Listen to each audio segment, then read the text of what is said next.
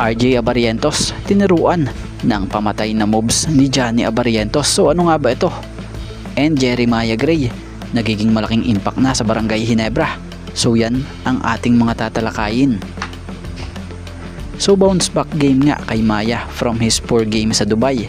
Pero nitong kontra NLEX naging malaking impact sa team ang maaga nitong pag-init sa laro na kumamada ng 9 points, 7 rebounds and 4 assists.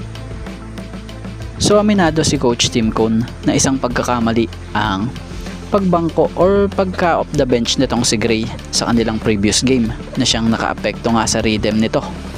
So nang binalik nga si Gray as a starter, Gray showed confidence and energy, providing he can help fill void left by Jamie Malonzo.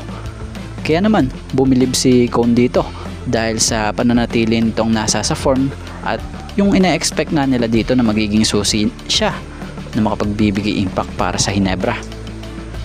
So ayon nga kay Coach Tim Cone, kung basketball skills nga lang daw po ang pag-uusapan angat itong si Jeremiah Gray. Pero alam naman natin na galing siya sa malubhang injury, kaya medyo nag-iingat pa. Pero kapansin-pansin naman na unti-unti na talaga nito na naibabalik yung mga galawan niya. So hindi na rin tayo magugulat kung isang araw muli itong mag-dunk na isa nga sa paborito niyang ginagawa na noon pa. So marami ang nagsasabi noon na mahihirapan na raw ito makabalik.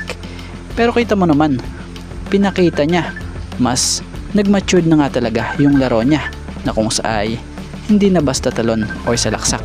Kumbaga, mas pinag-iisipan na nga niya ngayon bawat galaw at shot selection niya.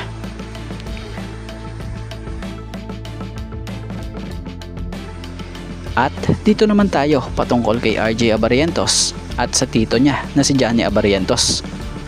So si Johnny Abarientos nga ay kilala na isang mahusay na guard nga sa PBA.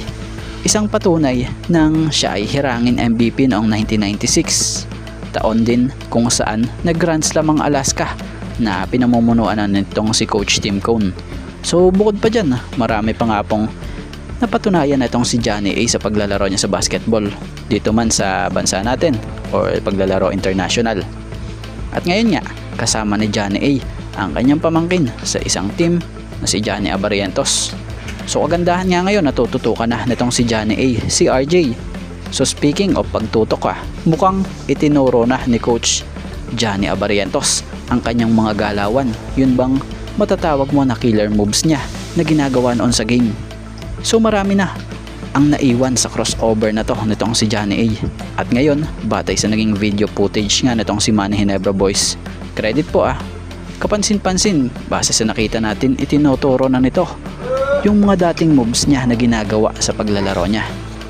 So kung ganon, goods ito dahil makatutulong ito sa paglago ng kaalaman sa mga moves nitong si RJ para makatulong sa Barangay Ginebra.